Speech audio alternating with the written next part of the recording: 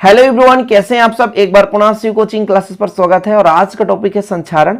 संचारण किसे कहते हैं और संचारण का सिद्धांत, साथ में इनको प्रभावित करने वाले कारक कौन कौन से हैं और संचारण के निवारण क्या है, इतने हम यहाँ पर चीजें देखने वाले हैं। तो वीडियो कौन तक देखिएगा, सारा चीज आपको क्लियर करना। तो चलिए शुरू करते हैं, क्योंकि आज का थोड़ा सा वीडियो लंबा होगा प्यारे भाइयों, और आपको पूरा नोट डाउन करते चलना है। ओके, तो संचारण की पहले हम आपको परिभाषा यहां पर बताएं कि वायुमंडल में उपस्थित गैसों तथा नमी द्वारा धातुओं के धीमी गति से अवांछित यौगिकों में बदल जाने की प्रक्रिया संचारण कहलाती है। जैसे लोहे में जंग लगना इसका प्रमुख उदाहरण है।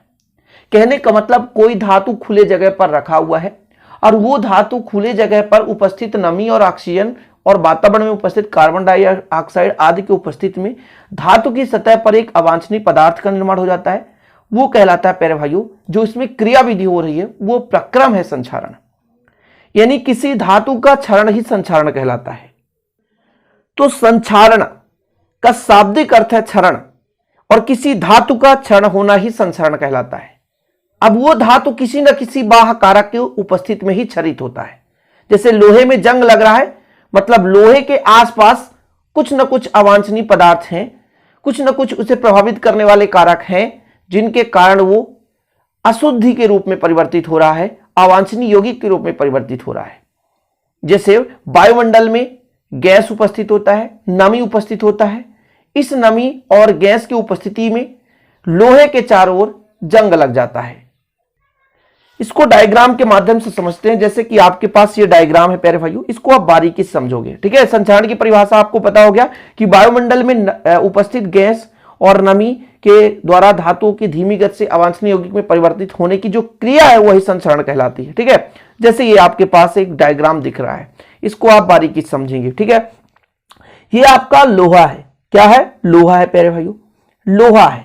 अब इस लोहे के चारों ओर वायुमंडल है, दिख रहा है ये वायुमंडल, क्लियर है? ये क्या है? वायुमंडल। इस वायुमंडल में क्या क्या हो सकता है? इस वायुमंडल में हो सकता है कार्बन डाइऑक्साइड, ऑक्सीजन, नमी। इतना क्लियर है प्यारे भाइयों? क्या क्या चीज मैंने कहा? इस वायुमंडल में कार्बन डाइऑक्साइड, ऑक्सीजन और नमी। क्या क्या? नमी में H2O है ना, ऑक्सीजन में O2 और कार्बन डाइऑक्साइड। ये आपके पास बाह्य कारक हैं। इससे प्रभावित होकर इस लोहे के चारों तरफ, जैसे यहां पर छोटा सा प्यारे भाइयों डायग्राम दिख रहा होगा, तो ये क्रिया के फलस्वरूप यहां पर एक परत बन जाती है। इसकी सतह पर क्या बन जाती है? परत। और यही परत लोहे में जंग लगना कहलाता है। फिर से समझेंगे कि ये जो नमी है, ये कार्बन डाइऑक्साइड है, ये ऑक्सीजन है, इससे प्रभावित होकर के लोहे के ऊपर एक मोटी परत बन जाती है। ठीक है, जिसे जंग कहते हैं, और यही संचारण का उदाहरण है। अब इसको लिखना कैसे, वो पूरा सिस्टम बताऊंगा। कार्यविधि कैसे लिखना, कैसे समीकरण पैरा हुई वो भी समझाऊंगा, पूरा लिखा हुआ है। देख सकते हैं आपकी इस सिद्धांत में अशुद्ध लोहे की सतह एक विद्युत रासायनिक सेल की भांति व्यवहार करती है। अच्छा, विद्युत रासायनिक सेल क्या है देखेंगे यहाँ पे, कैसे काम करता है विद्युत रासायनिक सेल की भांति। विद्युत रासायनिक सेल में होता है एक कैथोड, एक होता है एनोड और एक होता है विद्युत अपघट्ट।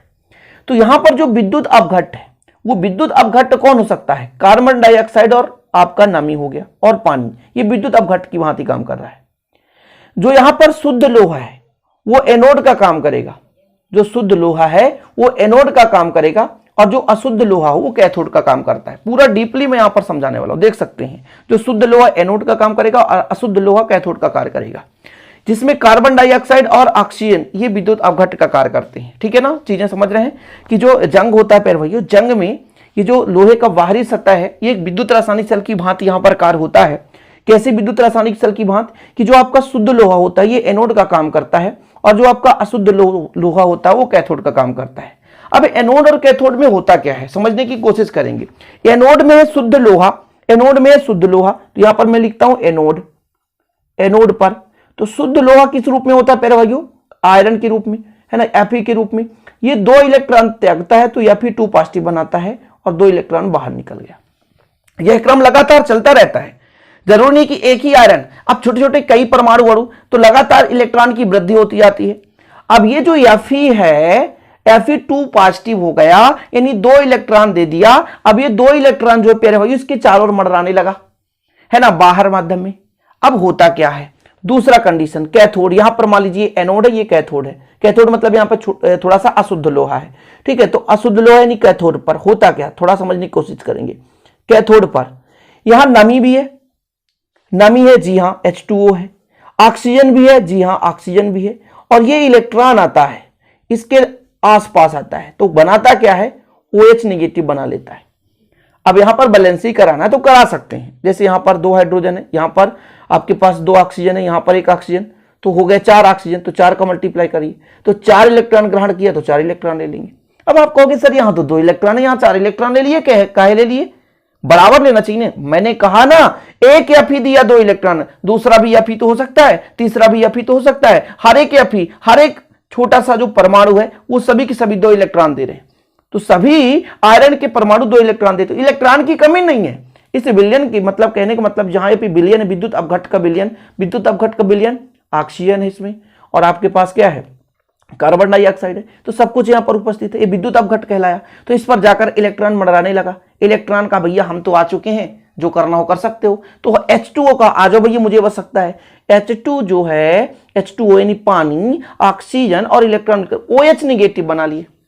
अब यही जो OH नेगेटिव होता है प्यारे भाइयों, एनोड पर उपस्थित Fe2 पॉजिटिव, Fe2 पॉजिटिव, और ये क्रिया करता है OH नेगेटिव आयन से, तो क्या बना लेता है, FeOH का होल ट्वाइस, ठीक है ना। जैसे 2OH ले लिया, और ये प्यारे भाइयों तो बना लिया FeOH का होल ट्वाइस।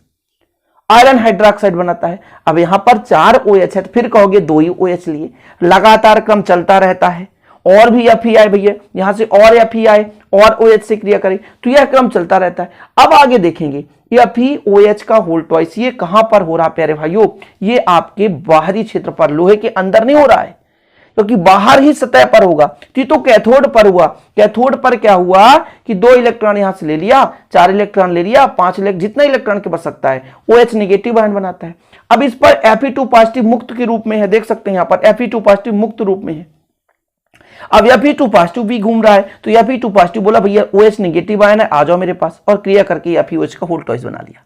इतना क्लियर, आप समझें, पूरा लिखा हुआ है, सिस्टमेटिक। आप देख सकते हैं कि इस सिद्धांत में अशुद्ध लोहा की सतह पर एक विद्युत रासायनिक सेल की भांति भैया क्या होता है, व्यवहार होता है। और ऐसे सेल में संचारण सेल भी कहते हैं, संचारण सेल कहते हैं। इन सेलों में शुद्ध लोहा एनोड की भांति कार्य करता है, अशुद्ध लोहा कैथोड की भांति कार्य करता है। पूरा डीपली समझाया ना आपको, जिसमें O2 और CO2 विलेय है, यानी विद्युत अपघट्ट, समझ रहे हैं ना, चीजें क्लियर है। O2 और CO2 विलेय का रूप कारण क्या है, विलयन में क्या होता है, विलयन में विलेय और विलायक। तो प्यारे भाइयों, विलायक H2O, मैंने बताया ना कि विलयन में क्या क्या चीजें हैं, H2O यानी नमी, कार्बन डाइऑक्साइड, ऑक्सीजन, ये चीजें हैं। अब जो कुछ तो विलय होगा, कुछ विलायक होगा। किसी भी विलयन में केवल एक विलायक होता है, तो पानी विलायक हो गया और ये विलय हो गया। कुल मिलाकर विद्युत अपघट्ट विलयन का निर्माण कर लिया, ठीक है ना, चीजें क्लियर है। तो भैया O2 और CO2 उसी विलयन में विलय है, H2O में, बाहरी माध्यम में, वो एक प्रकार से प्रभावित करने वाले कारक है। अब एनोड पर कहा Fe जो है 2 पॉजिटिव के रूप में हो गया, 2 इलेक्ट्रॉन दे दिया।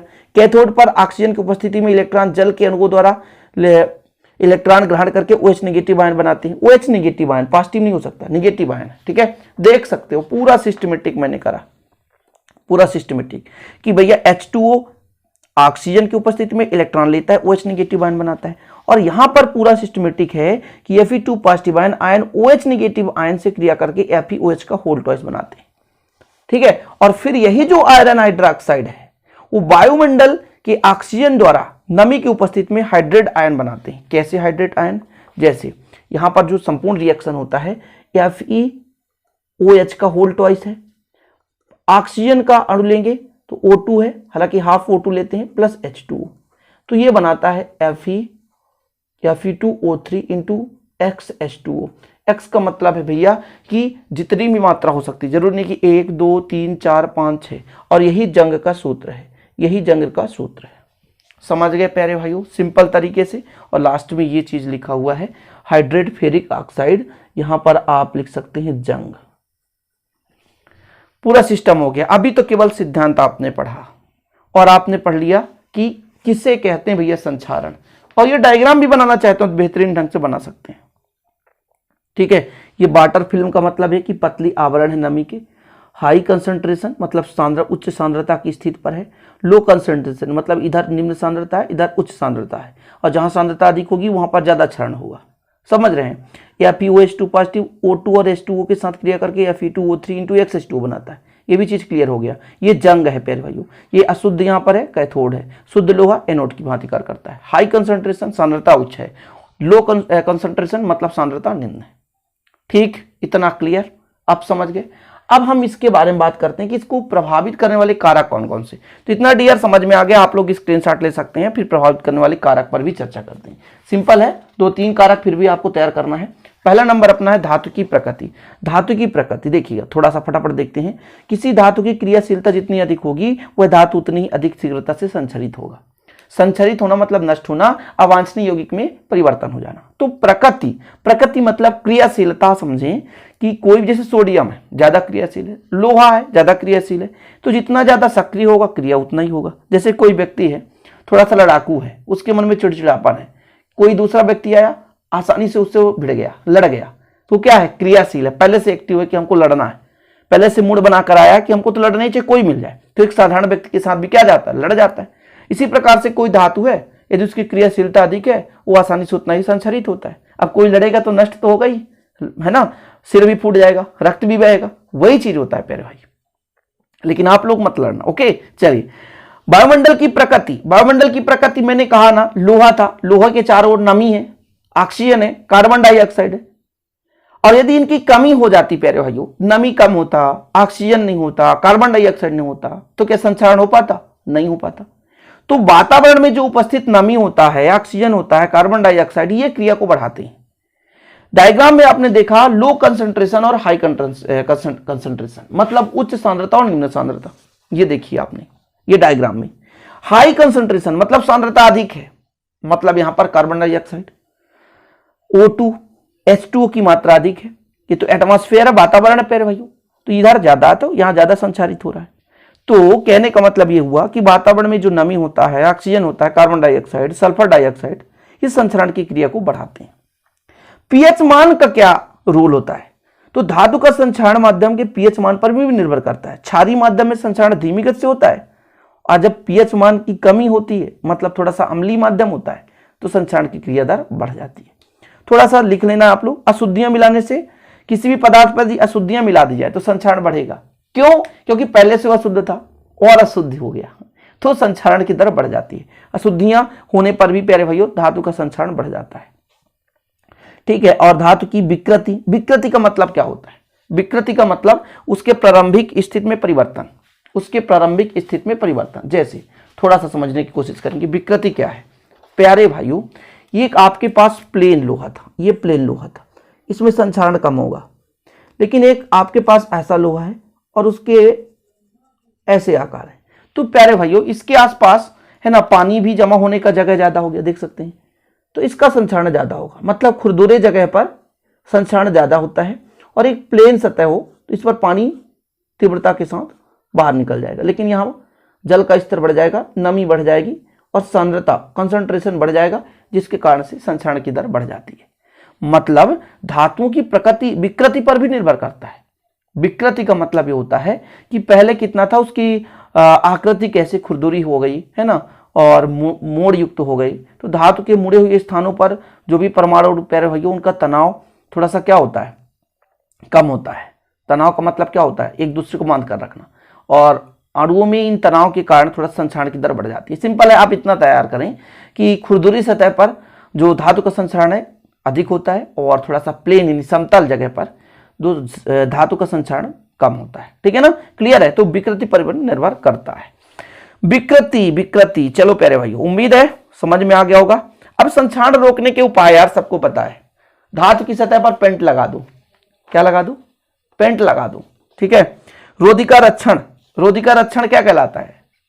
रोधिका रक्षण मतलब धातु की सतह पर रोधिका स्थापित कर दो। जैसे किसी भी धातु पर आप पेंट लगा दो, सिंपल है, ग्रीस लगा दो, तेल लगा दो। लोहे पर आप देखते हो कि हमेशा पेंट की जाती है, क्यों? क्योंकि संचरण से रुक सके, सिंपल है। तो धातु को संचारित होने से बचाने के लिए धातु की सतह पर रोधिका स्थापित कर दिया जाता है, ताकि संचरण ना हो सके, या धातु की सतह पर पेंट लगा दिया जाए। बलिदानी क्षरण क्या है प्यारे भाइयों? इस विधि में धातु को संक्षारण से बचाने के लिए उस पर ऐसी धातु की परत चढ़ाई जाती है जो संक्षारित की जाने वाली धातु की अपेक्षा अधिक क्रियाशील होती है, जिससे उसके अधिक सक्रिय धातु की परत नष्ट हो जाती है और मूल धातु संक्षारित नहीं हो पाता। समझ रहे हैं क्या कह रहा है? ये बता रहा है कि आपके पास एक धातु है, ये धातु है लोहा, ये धातु है लोहा। क्या है? लोहा। इसके चारों ओर आपने एक परत चढ़ा दिया जो कि इससे अधिक क्रियाशील है, अधिक क्रियाशील। अब प्यारे भाइयों, जब संक्षारण की क्रिया होगी तो पहला कौन सा क्षरित होगा? अधिक क्रियाशील वाला, और कम क्रियाशील है। तो जब संक्षारण की क्रिया दर होगी तो जो अधिक क्रियाशील है ये पहले से नष्ट होगा, तो इसमें संक्षारण पहले होगा, इसमें बाद में संक्षारण होगा। समझ रहे हैं? तो इस प्रकार से बचाव भी किया जा सकता है और जंग विरोधी विलयन भी लगा सकते हैं चारों ओर धातु की सतह पे, जैसे प्यारे भाइयों प्रबल क्षारीय फास्फेट और कई सारे विलयन हैं जो कि हम किसी भी धातु के चारों ओर जंग विरोधी विलयन लगाकर भी उसके संक्षारण को रोक सकते हैं। तो इस प्रकार से संक्षारण रोकने के 1-2 उपाय तो आपसे बनना चाहिए। ज़्यादा क्वेश्चन आता भी नहीं प्यारे भाइयों, और ज़्यादा कहने का मतलब संक्षारण निवारण के लिए ज़्यादा आपको विधियां लिखने की जरूरत नहीं है, 2 तैयार कर लो। प्रभावित करने वाले कारक भी लगभग 4 आप तैयार कर लो, और संक्षारण की जो क्रिया विधि है वो तो आपको समझ में आ ही गया होगा। ठीक है, तो आप लोग डेली पढ़ाई करते रहें, डेली वीडियो आता है। और यदि इसका हैंड रिटन नोट्स लेना है बेहतरीन, तो प्यारे भाइयों आप इस नंबर पर कांटेक्ट करें, जो भी विद्यार्थी 96 85 29 91 49। ओके, 96 85 29 91 49, 96 85 29 91 49 पर कांटेक्ट कीजिए। 100 रुपए में 1 सब्जेक्ट का नोट्स बेहतरीन प्रॉपर तरीके से हैंड रिटन नोट्स दिया जाएगा। उम्मीद करता हूं वीडियो पसंद आया हो, पसंद आए तो लाइक करिएगा, दोस्तों के साथ शेयर करिएगा। मिलते हैं इसी प्रकार के अगली वीडियो के साथ, तब तक के लिए जय हिंद, वंदे मातरम।